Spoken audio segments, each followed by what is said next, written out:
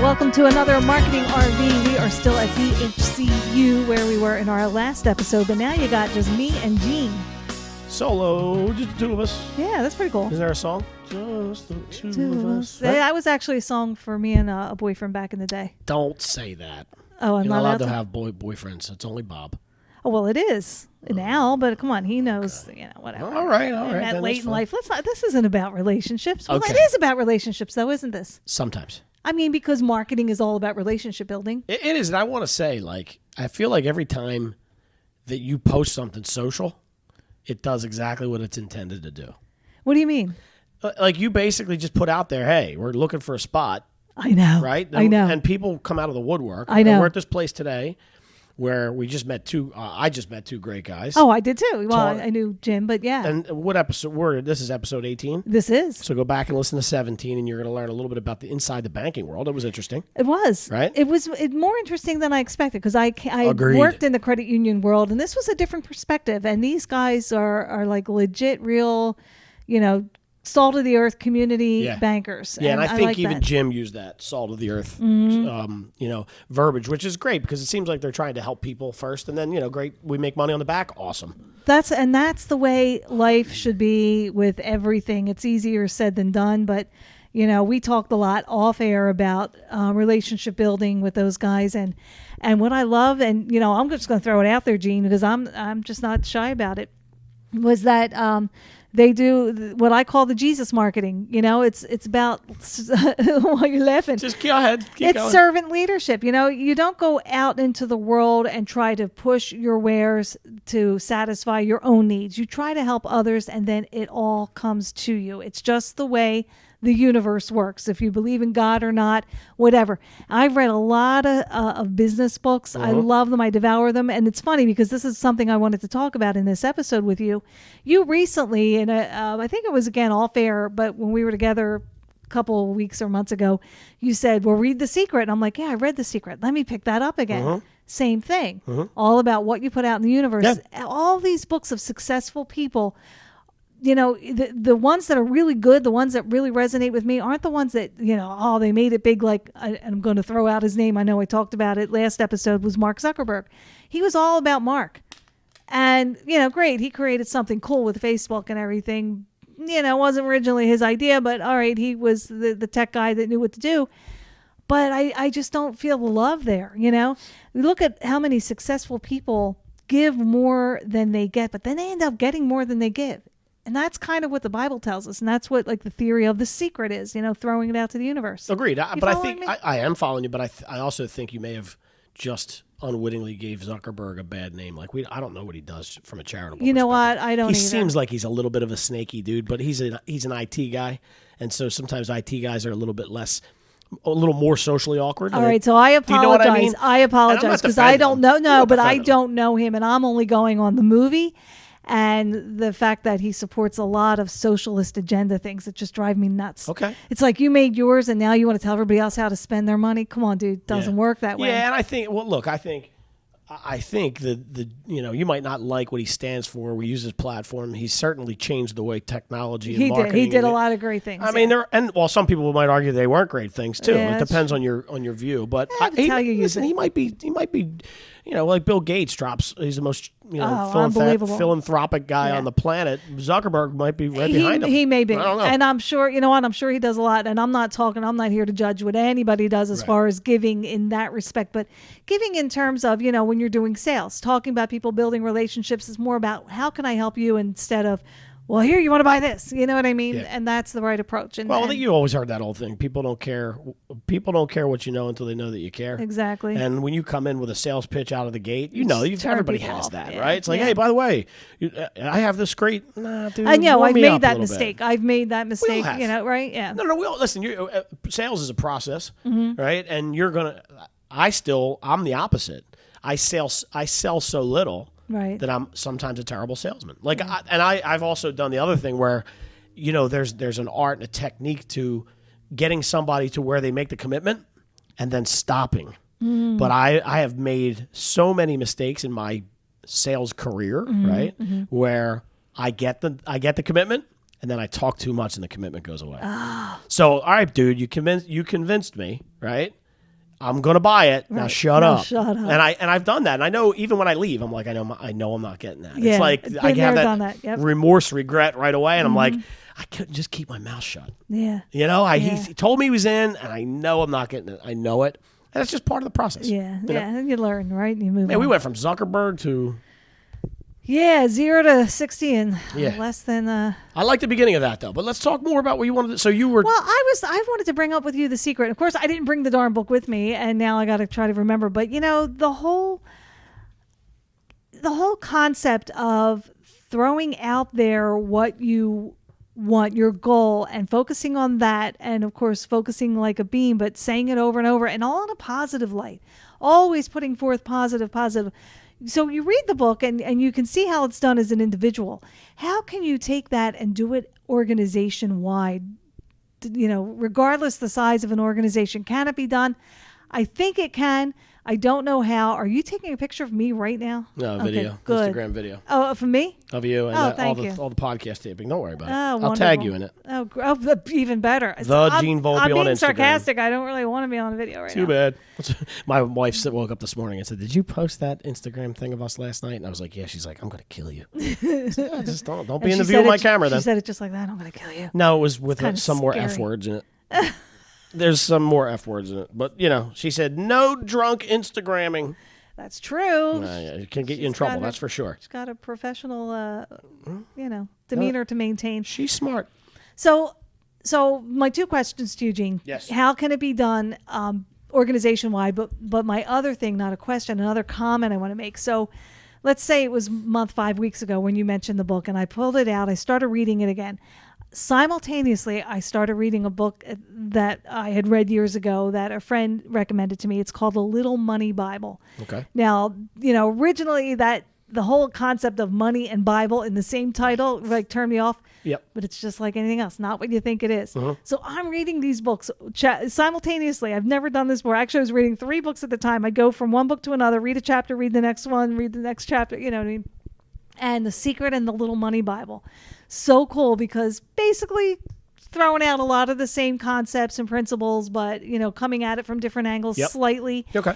And when I said, well, geez, the Rhonda Byrne's Secret came out in 2006. I think I read it in 2007, 2008-ish. I was a little late to that party. Did you read it the first time or did you watch the movie? I read it. I've never seen the movie. Okay. I read it. I'm bigger on books. No, I couldn't stand the movie. Oh, how about that? No, I couldn't take it. It was brutal. But the book's awesome. I got a lot out of the book this time. And then I picked up the Money Bible and I said, oh, you know what? I know when I read this. In the Money Bible, it tells you to write yourself a check for whatever amount. Yep. Kind of that throw it out in the universe. Yep. Well, I'm going to pull this. I've been carrying that check around. Since when? Since I wrote the check. Yes. But I didn't remember when I read the Little Money Bible. Well, I pulled the check out of my wallet. And I had you mean the first time you read it, not this last time? The first time I read it. Yeah, I didn't write another check this time. Okay, but the first time I read this check. Oh, this is exciting. It was in 2016. Okay. So I read it much after reading The Secret. And a lot of these books, again, they're the same, but why do we do it over and over? Because my favorite salesman, Zig Ziglar, says, it's, motivation is like bathing.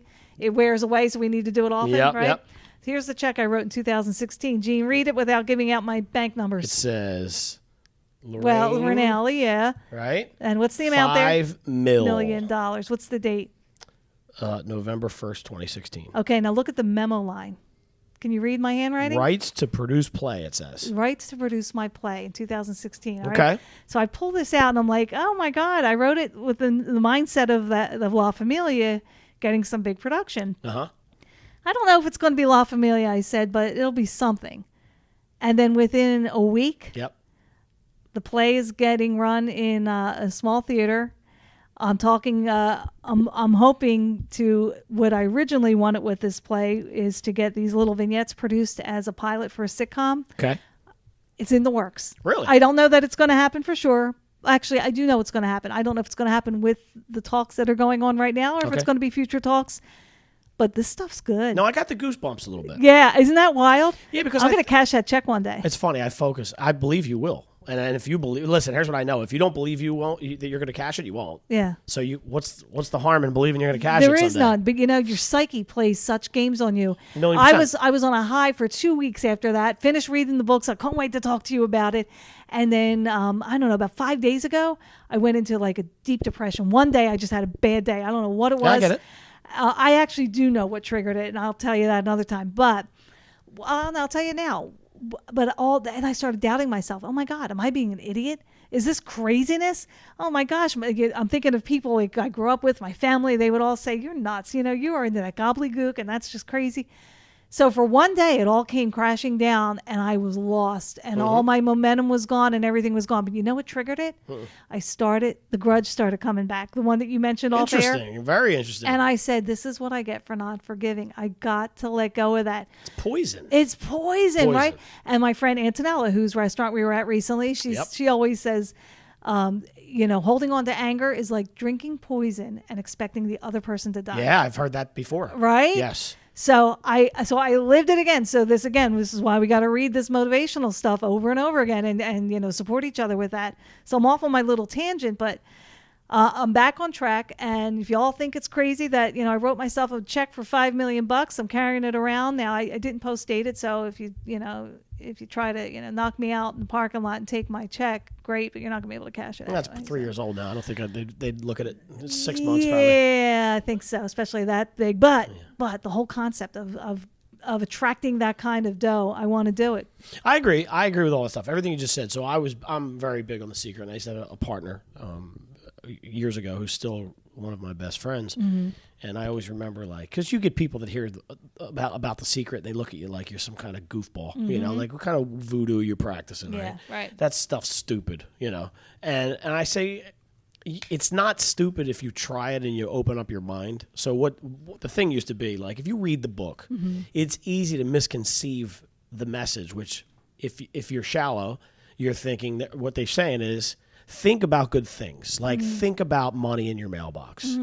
And it'll happen. No, it's not A to Z like that. There's a lot of stuff in the middle. And it's not like if you're going to follow that and listen to it verbatim and sit on your couch and wait for money to show up, there's a good chance it's not going to happen. No. So what we used to say all the time is that there's a point that they left. It's like an old Italian cookbook.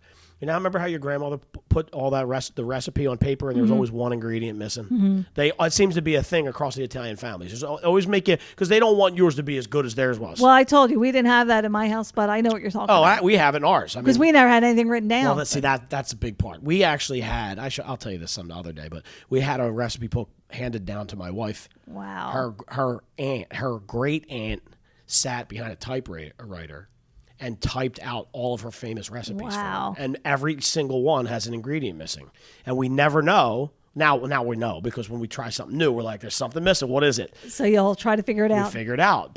And I think she did it on purpose. She's been gone now. I can't tell. But I think she did it on purpose. But like with The Secret, it's the same thing. Hard work is the missing ingredient to that. You can certainly just hope magic's going to happen. It's not. That's not how the world works.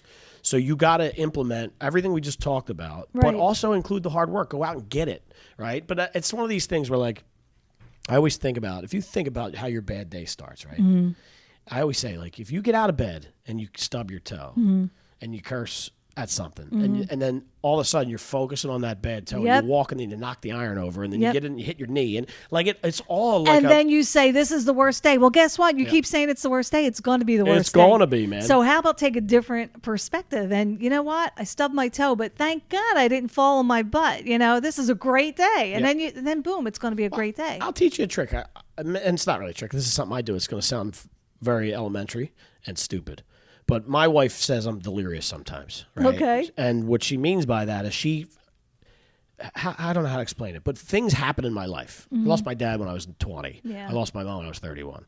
These things go on, and it's called life. Yeah. And so when something like that happens, and that's the extreme, right? I'm just talking about maybe a check bounced yesterday. Right. When little things get you, and it has a lot to do with your chemistry at the moment. Maybe you're driving and the guy in front of you is going too slow, and you get a call that your check bounced. You're like, another $36. What the fuck? It just depends on where you are mentally. I also noticed that negative things affect me a lot less when I have a glass of wine and I'm smoking a cigar, right?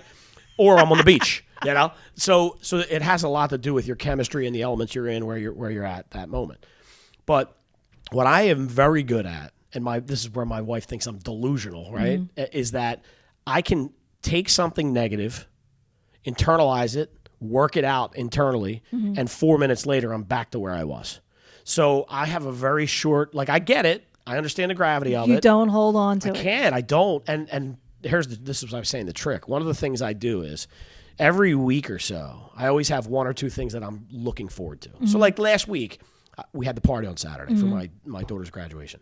I was looking forward to that, even though it cost me like a small weddings fee. Yeah, right. I was looking forward to it. So as things leading up to that party were stressing me, I would internalize it, figure it, work it out within myself, and then focus on what I was looking forward to. So I remember in my head like this: why am I out doing this today when I could still be under the covers? Oh yeah, I got to finance this party. Yeah. Like, and I want to. Like, I want to be there. I'm excited to see everybody. I'm excited to see my family, people I haven't seen in forever. I want my daughter, who's worked so hard these last 8 years, to enjoy herself and really and embrace the high school years are coming. So like, you keep the big picture in mind. It's got to be. It has to be. Yeah. It has to be. I like that trick. Well, it works. It really does work for me. And I know it's funny because my wife's the other side of that fence. I think my wife a lot of times is built off of needing that negativity. It drives her. Not in a bad way. Yeah, but it also drive you to your grave sooner. Yeah, because it's stress. I think that's where the root of all stress. She comes from a family where they're strong like that, though. Exactly. You know and I can relate because that's kind of where I come from. And I'm trying so hard to break away. And you imagine all these years. But boy, when you slip into your comfort zone, it's so easy to go there. It's like going to the gym. I always found it so interesting that think about when you were in the best shape of your life. Right. And how hard, like I just think about a couple years back in 2016. Matter of fact, when you wrote that check, where I did everything right. Gym twice a day. I was running miles at a time. Wow. My diet was better than it's ever been. Yeah. I felt like an Adonis. Like I didn't look like I was still 36 or whatever it was, right? And I'm 44, so I was 41. Yeah. But I was in better shape in those 3 months than I was when I was 17. Right. Like it was crazy. Yeah. And I just remember the blood, sweat, tears, giving up everything to get there. And literally 2 weeks after I stopped it, I was back to where I was. Isn't like that crazy? It's so easy to fall off the horse, to stay on the horses. And that's with your mentality too. It's so easy to get sucked into negativity. But you can't. You got to forgive yourself and then get out of it again. Yes, that's the key to me is pivot. Well, it's so funny because what you described is sort of what they describe in the Little Money Bible. Find a way to get out of that. Yep. You know, whatever your go-to is, have a go-to. Right now, write down a few go-tos, whether it's music, whether it's seeing a friend, you know, whether it's, like you said, thinking of something happy. Yep. The other thing, too, is like you said earlier, you're not going to just sit there and wish for things to happen. You know, the secret's not about that. You do have to get off your butt and work. Yeah. And in the Little Money Bible, it said, keep doing what you're doing with a positive focus. Keep, you know, the goal in mind. Stay happy and keep moving. And good things will happen. Yeah, but you got to keep moving. It's not just going to come to you. That's craziness. I agree. And then, you know, he gets into a little, you know, people that think that, you know, things are just going to happen or that they're owed things. That's crazy too. You have to work for it. But what you can't worry about is always how it's going to happen. Right. Just be open to the fact that it's going to happen. Be open to different possibilities because you don't want to miss the how as it's passing you by. And the other part of it too is that no matter how well you plan it out, it never materializes the way you planned it. You can't plan it. You just have to keep the momentum going. And you got to know it's coming. Yeah. Right. So I asked you earlier, can this be done organizational wide? I think I said I think it can, but I'm not sure exactly how. But I think you just actually gave me the answer. Well, and I'm going to give you this answer too. Okay. And unfortunately, if you already have people working for you that are of the accountability, like not on the accountability train, and people think things are owed to them, right? You're starting behind the 8 ball already. Mm-hmm. However, if you hire properly, right, then it becomes more of a, hey, you're my type of people, and this is what our organization looks like. It starts at the top. That's exactly where I was going. Servant leadership we talked about, right? And it starts at the very top. So all these companies that talk culture, you know, I witnessed a company that was all about their culture, and I watched the leaders. They were nasty. When I mean nasty, and it was, well, that's our culture. We're very casual, yelling at each other, yelling at their subordinates. And I thought, that's not a culture. I mean, it might work in a mom, pa, or family small business, but when you're talking about the mafia, well, yeah, out of fear, if you want to, yeah, that's another story. But I'm like, yeah, that culture stinks. Who would adopt to that? It's like being in prison, you know? Well, but again, you're you probably favor the optimist side of things. Yeah. There are people that feed off that. That's crazy. I don't understand it, but Yeah. I don't understand how people eat mustard. Yeah, okay. It's different strokes for different folks. Some people like it, and I can tell you I wouldn't last. I shouldn't say that. In a culture like that, if I found it to be fun and they allowed me to do the same thing, I would eat them alive because my vernacular is awful. Yeah, but it wasn't fun. It wasn't like what I saw. And again, I was just outsider looking in, and what I saw was just like demeaning and real, true, mean spirited. And that's just and from the very top. So back to the positive stuff. Yep. This can be done. You can apply, I think, the secret to a large organization, any size organization, if it's believed in at the top, and then everybody that follows trickle down the leaders under the top leader and all those tiers of leadership, if they're all on the same page. And that's so hard. That's so hard to make sure that you have those right people. It really is, and especially as the company gets bigger. Yeah. Right. And your guy Gary Vee has been writing about this on LinkedIn for the past month. Yep. About how you got to cut people loose. He says, I don't care if they're your best salespeople, if they're bringing in the most profit, if they're demoralizing, if they're tearing the place apart because they're a cancer, you got to let them go. I agree with all that. I used to hire and fire in my world, and it was always one or two people that were like, the guy who walks in and you turn around and you see him at your desk and you're like, oh, what now? Yeah. Like those dudes. There's always that guy. Yeah. And in a lot of cases it was women too. Mm-hmm. But I think the one thing Gary Vee doesn't talk about in his diatribes like that is the loyalty factor. Mm-hmm. So I have some friends that run businesses, and I watch the way they run their businesses, and they're my friends for a specific reason because it carries over into how they run their business, and they treat people so differently that work for them that loyalty will never go away. Like, it's hard to explain, but when you're a business owner and you are in charge of $6, $7, $10 million worth of assets, and you throw parties for your people and their families, and you remember the wives' birthdays, and something comes to the house based off the ball, that shows me that you appreciate me, my time, my family, you understand what I'm going through, and I'm going to run through the friggin' wall for you. Yeah. So a lot of that, I think a lot of the secret element of it too has to do with like you said, it starts at the top. What kind of good people are you? What kind of people are you? Right. And do people want to be around you? And do people want to run through the wall for you? Yeah. And if the answer to those things are yes, then you're going to have a successful company. And the culture doesn't matter at that point because it just happens organically. Well, and you're going to build a great culture. I agree. Like you said, organically. So and also to the secret, I was making some notes. Tony Robbins, you know what his famous line is? Know your outcome. Okay. So if your outcome is 5 million, know your outcome and don't stop till you reach it. Okay. But again, you got to work, right? You got to work, and that could change. Mm-hmm. Right? Your outcome can always change. You got to be open to it changing, right? What's that thing on the basketball court? Cut and change, right? Yep. Yeah. Mm-hmm. Listen to me, like I know sports. I don't know. It sounded okay to me. What do you think about the term culture eats strategy for lunch every day? It's also a book. Let's do it again. Say it again. Culture eats strategy for lunch every day. Think in terms of a workplace. Yeah, so I'm thinking about myself. If your culture sucks, strategy doesn't matter. Yeah. If your strategy is awesome, how long can it uphold and propel in a cancerous environment? Yeah, right. Yeah, I think I'm sure if there's a book named after it, I'm sure it goes into 300 pages as to why that's important. I didn't read it. I just was doing a little research, and I'm like, because I've heard that line a lot, and when I Googled it, a couple of books came up. Yeah, I don't know. I agree with it. Yeah. I certainly agree with it. I think, everything's temporary in this life, and I think things become even more temporary when you're in a spot you can't stand. Yeah. I got to get out of this place, right? Yeah. When you get that going, it's because it's hard to turn that around. It is. It's hard to turn around, and there's an end. And frankly, in a lot of cases, when that's the case, the end isn't going to be good because now, instead of working 8 hours a day, I'm really working 4. Yeah, right. I'm probably bad-mouthing you on the street. Right. So, things happen outside of the fact that it's just a culture change. Yeah. That probably affect your business negatively. I have a good friend who has people in his office that do things sometimes where I just look at them and I go, I don't know how you're not firing them. Really? And what's his excuse? Man. What does he say? I don't want to get into that. I can't because it'll kind of give too much away. Okay. Is it can you do a yes or no answer? Is it loyalty? Is it he doesn't have the guts? Is he worried about lawsuits? It's more it's loyalty. Yeah. Yeah, it's loyalty. And in truth, the business is fairly successful.